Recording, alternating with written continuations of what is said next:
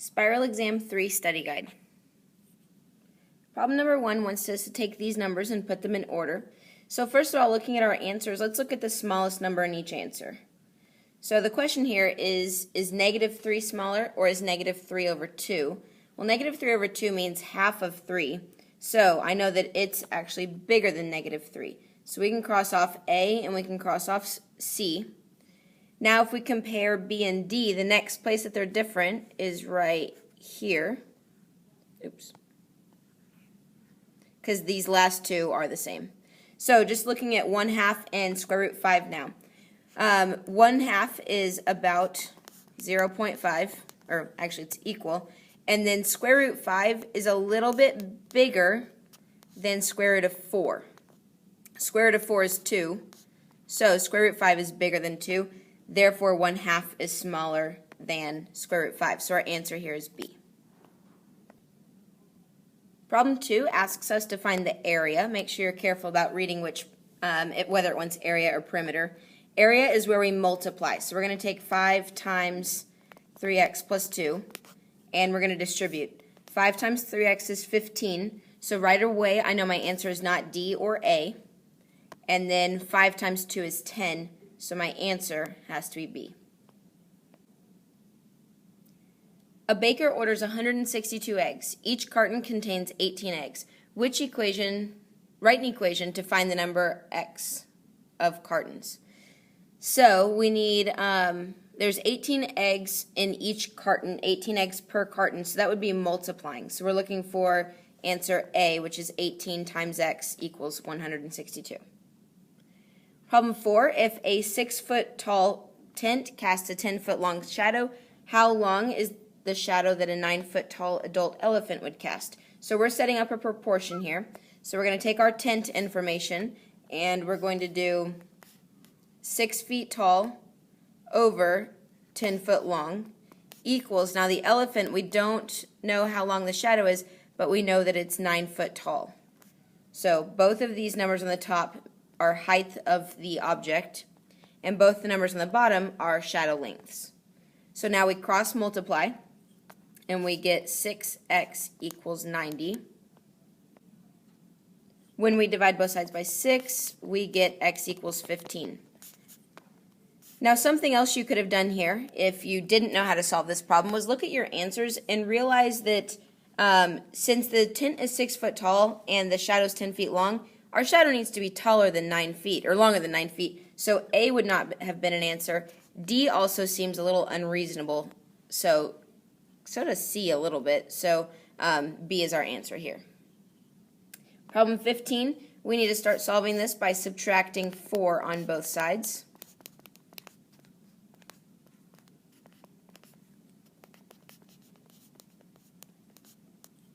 Now we're going to divide both sides by a -2, and we get -5. Don't forget to flip the sign.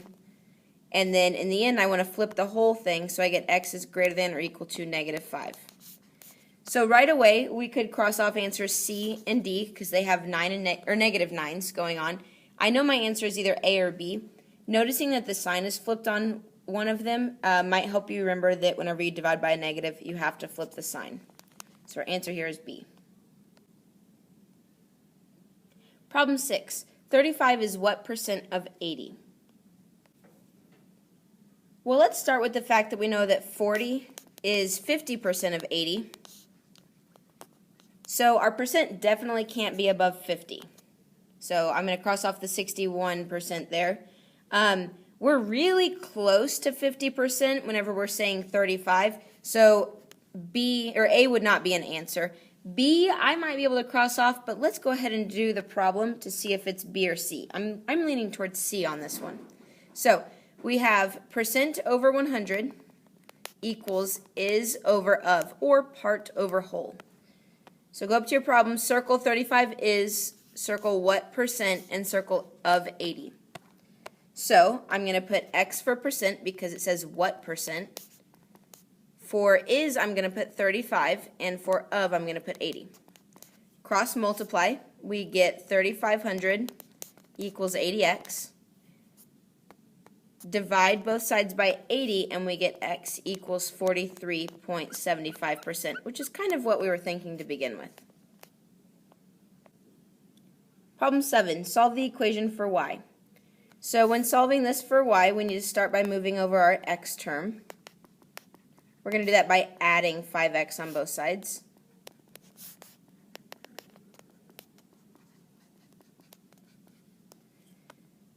And then we're going to divide each term by 3. We get y equals 5/3 x plus 4. So our answer here would be A.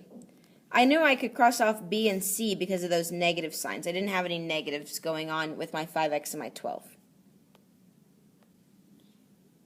Glenna wants to rent a car for a trip to Key West for 1 week. She calls 2 car rental companies to get prices.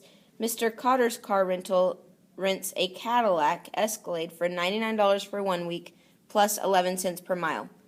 Barbino's Rentals has the same vehicle for $75 per week and a 15 cents per mile.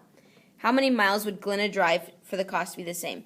Anytime we're asking when the cost of this is the same, we're going to write an equation for each car rental place and then set them equal. So the first car rental would be y equals 99 plus 0.11x.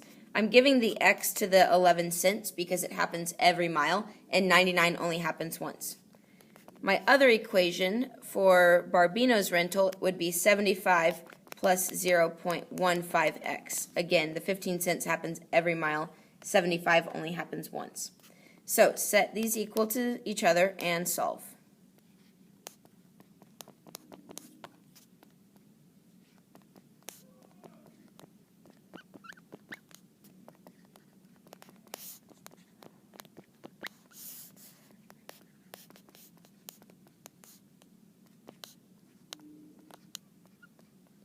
Be careful here not to put 0.4x. It's 0.04x.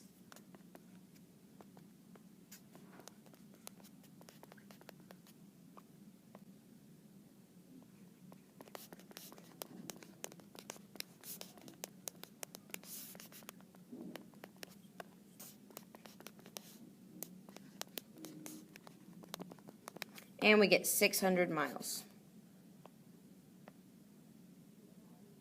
Problem 9, given f of x, find x when f of x equals 13. So since this says f of x equals 13, I'm going to plug this in for f of x.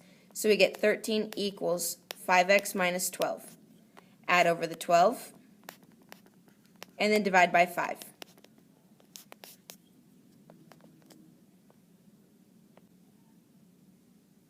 Given f of x, what is f of 2? So I see that 2 is in parentheses here, so I'm plugging it in for x is what that shows. So I have 5 times 3 squared. Now, a common mistake here, which you should not do, is multiplying these together first. That's not what you do. You first square the 3, then you multiply those together. So 5 times 9 is 45. Problem 11, the table represents part of a linear function. When x is 3, what's the value of y? So I'm just plugging in, or I'm finding out what this box would be. Up here we went a plus 1, we went a plus 2 right here, and a plus 1 right here. So it's really important to notice that my x's aren't going by the same number. On the bottom we went plus 6. So for every 1 on the top, I'm going 6 on the bottom. So if I go 2 on the top, I'm going 12 on the bottom. 6 plus 12 is 18. Now let's just make sure that that's right. If I add 6 again, I get 24. Problem 12, what type of function is represented in the table below? Linear, we would be adding or subtracting. Quadratic, we would have to look at the second difference.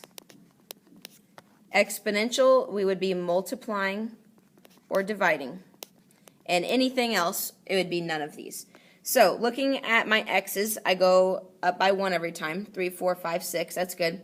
My y's, I'm not adding anything because look, it's going from a negative to a positive to a negative to a positive. So I'm probably multiplying.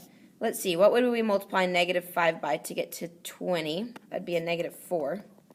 So times negative 4. Times negative 4 would get me to negative 80, and again would get me to 320. So this one is exponential. Problem 13.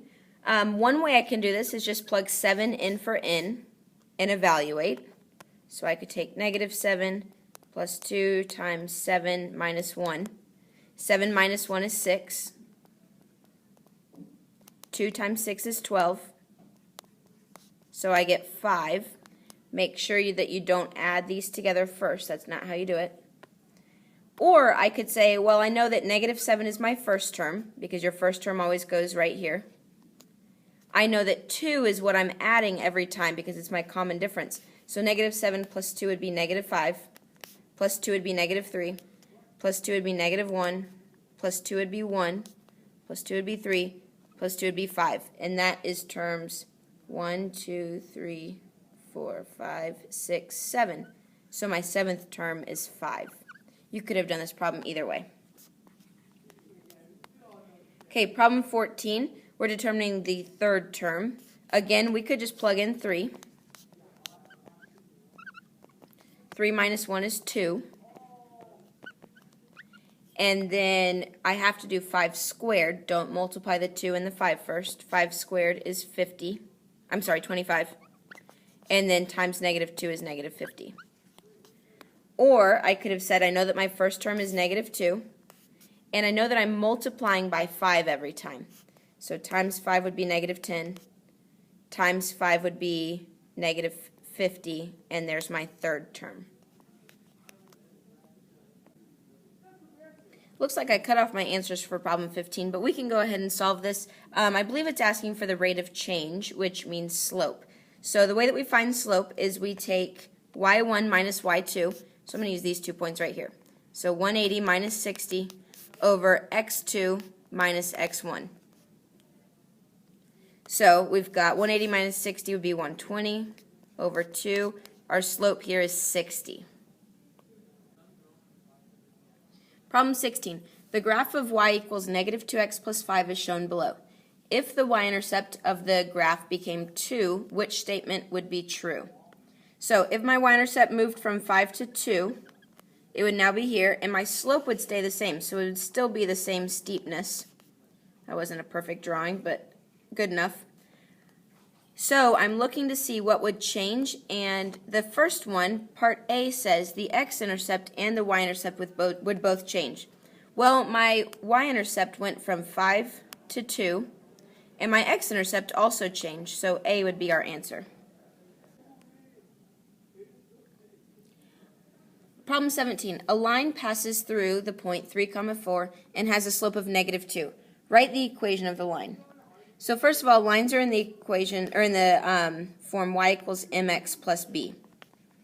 Our m, our slope, goes right here, where m is. So I know that I can cross off b because it has a slope of 3. The other 3 answers have a slope of negative 2, so any of those could be my answer here. So plug in 4 for y, negative 2 for m, 3 for x, and solve for b. Negative 2 times 3 is 6. Subtract over the 6, and we get b equals negative 2. I don't have an answer with b being negative 2, so looking back at my work, it looks like I forgot to make this 6 negative, so therefore I would be adding over 6, and I would get b equals 10. So my answer here is D. Problem 18. Identify the slope of the line that's perpendicular to 3x minus 5y equals 11. So perpendicular means first we need to find the slope of this equation and then find the opposite reciprocal of it. So before I can know the slope, I have to solve for y in this equation. I'm going to subtract over my 3x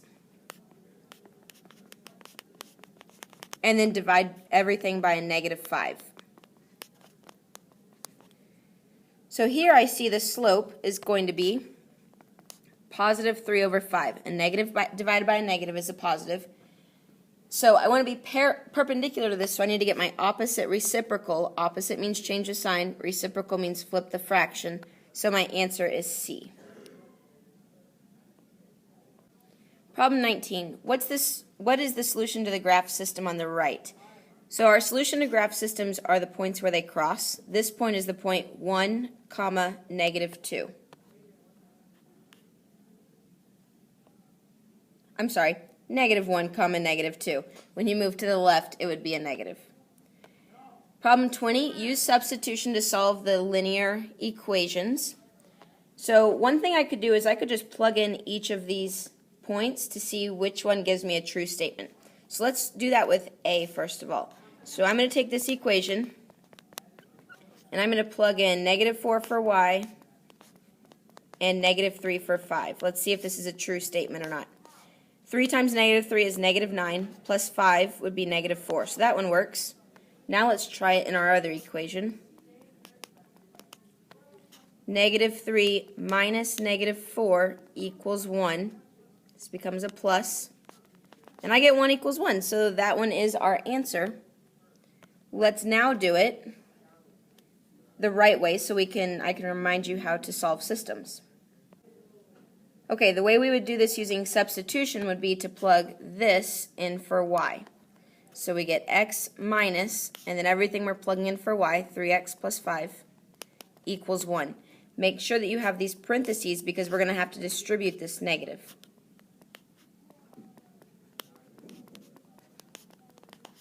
So x minus 3x is -2x. Add over the 5. And divide both sides by a -2. We get x equals -3. So normally we would need to plug that back in to find out what our y is, but looking at our answers, the only answer with the -3 for the x is A. So I know that B, C, and D are wrong. Problem 21 wants us to use elimination. We could do the same thing here where we take a point and we plug in our x and y to both equations and see which one gives us a true statement. Or we could just use elimination. I'm going to do elimination on this one. So I'm multiplying the bottom equation by a -1 because that's what would give me opposites for my x's. I want this to be a -2x right here. So I get 5y minus 2x equals a positive 10. When I add down, these eliminate, so I'm only left with a y in my equation. Divide both sides by 8, we get y equals 2. Looking back at our answers, we can cross off C and D because they both have y's of -2. Now I need to plug 2 back in to see which one gives me, or what my x is. I'm going to use the top equation. So 3 times 2 plus 2x equals 6. 6 plus 2x equals 6. Subtract over 6. I get 2x equals 0. Divide both sides by 2, I get x equals 0. So my answer here is B. Problem 22 says to solve the systems of inequalities by graphing. So first of all, let's look at x is greater than 5. Whenever we have just an x and no y, we're going to think vux. Remember hoi vux? Vux means that we're going to have a vertical line. So our line is going to look like this for 5, which we have in every example here.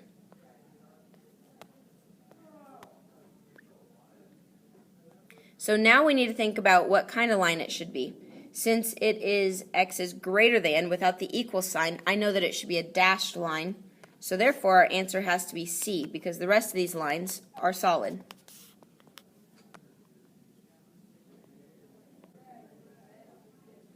Problem 23, we need to simplify this expression with all of these exponents going on. First of all, on the top, make sure that you put a 1 for the exponent on the x and the z. So let's deal with the parentheses first. The parentheses means that we're going to multiply 2 by every exponent in the parentheses. So leave the 3 the same. And we get x squared, 2 times 1 is 2. Y to the 4th, 2 times 2 is 4. And z squared, 2 times 1 is 2. I'm just going to rewrite the bottom here. Y to the 1. Now let's look at our coefficients out front. 3 over 21. That simplifies to 1 over 7. Looking at my answers, everything has a 7 on the bottom and could have a 1 on the top. So that doesn't help me eliminate an answer. Let's look at the z's now.